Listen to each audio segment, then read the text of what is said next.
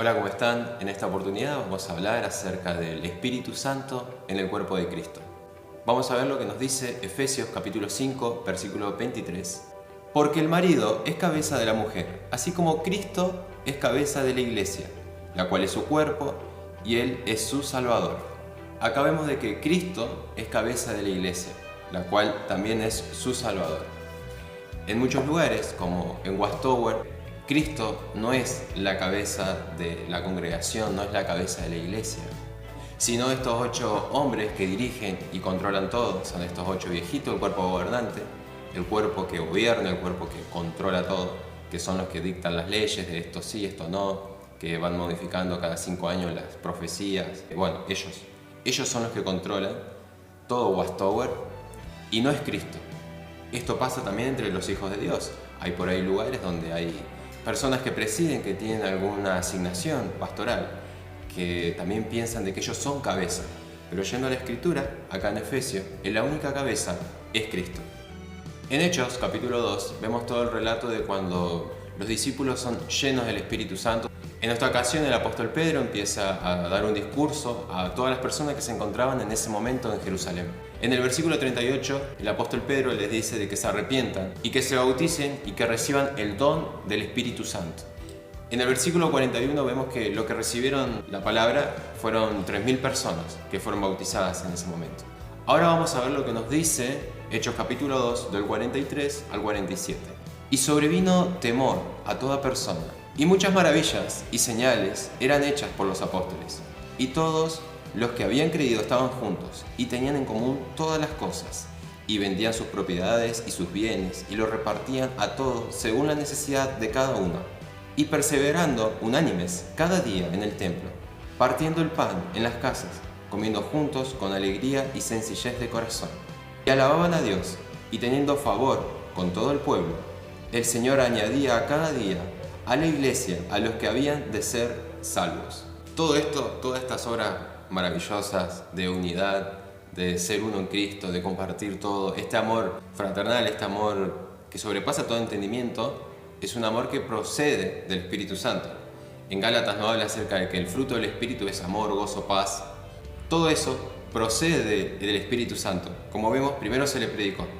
Estas personas recibieron el mensaje, recibieron el Espíritu Santo y después pasó todo esto. Después comían juntos en las casas, predicaban, se mantenían unánimes, se mantenían todos juntos.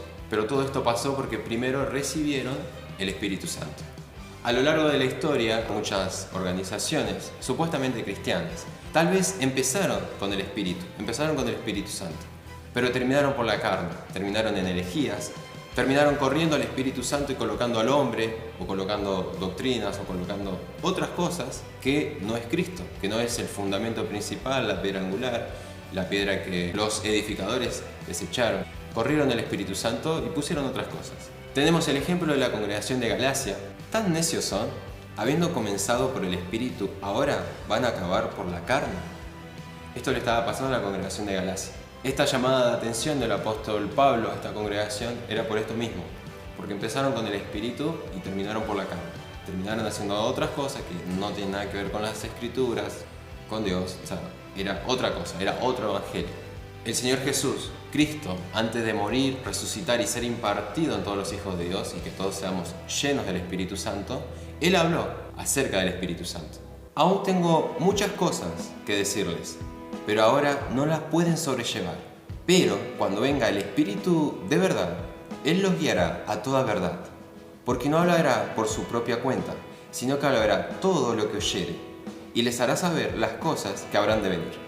Esta es una conversación que tiene el Señor antes de morir con sus discípulos. Les dice de que les tiene que decir muchas cosas, pero que ellos todavía no pueden sobrellevar, no pueden soportar todo esto.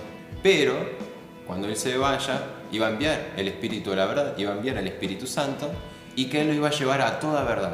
Vemos después, en Hechos de los Apóstoles, todas las tribulaciones que ellos pasan, todas las cosas que pasan los apóstoles y tantos hermanos del primer siglo, y las pueden sobrellevar gracias al Santo Espíritu, gracias al Espíritu Santo que habita en cada hijo de Dios. Vemos que el Espíritu Santo, también llamado como el Espíritu de la verdad, lo lleva a toda verdad. ¿Y quién es la verdad? Porque, por ejemplo, en Westover, de donde yo venía, la verdad era una organización La verdad era Watchtower, era esta empresa, eso era la verdad. Yo de chiquito yo pensaba, bueno, la verdad es Watchtower, es JW.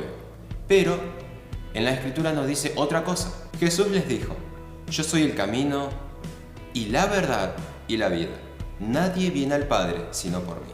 Acá el Señor nos dice que Él es el camino, que Él es la verdad y la vida. La verdad es una persona, la verdad es Cristo. Bueno, como veíamos, el Espíritu de la verdad, el Espíritu Santo, nos lleva a la verdad, pero hay más cosas que hace el Espíritu Santo en cada hijo de Dios. Y de igual manera, el Espíritu nos ayuda a nuestra debilidad. Pues, ¿qué hemos de pedir como conviene? No lo sabemos. Pero el Espíritu mismo intercede por nosotros con gemidos indecibles. Acá vemos que el Espíritu Santo nos ayuda a nuestra debilidad. Y que por ahí nosotros no sabemos cómo pedir las cosas, pero el Santo Espíritu de Dios intercede por nosotros. El Santo Espíritu de Dios da dones a los hijos para la edificación del cuerpo. Da dones a las congregaciones para que todo sea edificado en Cristo. En Watchtower se cree de que los dones ya no existen, de que ya los dones caducaron o se terminaron, o no sé, se terminó el Espíritu de Dios y hoy ya está muerto. Pero, yendo por las Escrituras, sigue vigente los dones. Y para los hijos de Dios, muchas veces solamente el Espíritu Santo es hablar en lenguas, hablar otros idiomas, pero vemos que va más allá de eso. Él mismo constituyó a unos apóstoles, a otros profetas, a otros evangelistas, a otros pastores y maestros, a fin de perfeccionar a los santos para la obra del ministerio, para la edificación del cuerpo de Cristo. Acá vemos que el Señor es quien constituyó ser profetas, pastores, maestros, pero que todos estos dones son para perfeccionar a los santos, para edificación del cuerpo de Cristo, para edificación de la congregación, de la iglesia. Nada más. Son asignaciones. Son todos dones del Espíritu Santo. Son dones para predicar, para enseñar, para profetizar. Pero todos estos dones son para edificación del cuerpo. No es que uno está arriba del otro, o no es que solamente los que tienen un don profético, un don de maestría o pastoral, tienen el Espíritu Santo. Acá dice que es para la edificación del cuerpo, que son simples herramientas que el Señor usa para la edificación del cuerpo de Cristo. En las Escrituras vemos de que el mismo Espíritu que levantó a Cristo de los muertos vive, opera, se manifiesta a través de cada hijo de Dios. Y si el Espíritu de aquel que levantó de los muertos a Jesús mora en ustedes, el que levantó de los muertos a Cristo vivificará también sus cuerpos mortales por su Espíritu que mora en ustedes, que vive en ustedes. Que el mismo Espíritu que levantó a Jesús de los muertos vive también en nosotros, en cada hijo de Dios. Esto es una realidad, esto es una verdad eterna. El Dios que hizo el mundo y todas las cosas que en él hay, siendo Señor del cielo y de la tierra, no habita en templos hechos por manos humanas. Dios no habita en templos, en edificios donde las personas, los hermanos, nos congregamos. Dios habita en cada hijo de Dios. Habita, somos morada suya, somos su templo, somos domicilio de Dios. Él habita en cada hijo de Dios. ¿No saben que son templo de Dios y que el Espíritu de Dios mora en ustedes? Esto es tremendo. Acá era como un reto a la congregación de Corinto porque ellos, bueno, se la estaban mandando, estaban haciendo cosas que no iba acorde a la vida de un hijo de Dios. La cuestión de que le dice, ¿no saben de que ustedes son templo del Espíritu Santo? Que el Espíritu vive en ustedes. Y esto es una realidad. Dios no habita en templos hechos por manos humanas. Habita en cada hijo de Dios. Nosotros somos templo suyo.